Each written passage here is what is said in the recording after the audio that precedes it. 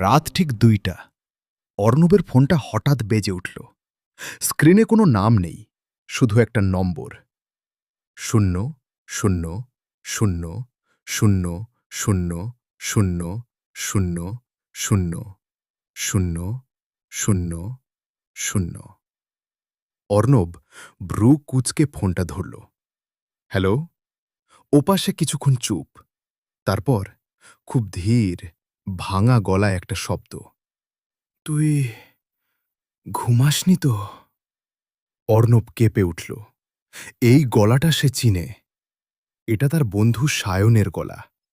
কিন্তু সমস্যা হল, সায়ন তো ৩ দিন আগে মারা গেছে।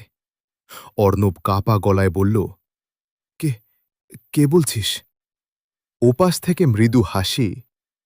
দরজা খুল, আমি বাইরে দাঁড়িয়ে আছি। অর্ণবের বুক ধড়ফড় করতে লাগল। সে ধীরে ধীরে দরজার দিকে এগোল। হাতটা যখন দরজার কপাটে, তখন আবার ফোনটা কেঁপে উঠল। স্ক্রিনে নতুন মেসেজ। দরজা খুলিস না, আমি সায়ন। আমি এখনো মর্গে আছি। অর্ণব জমে গেল।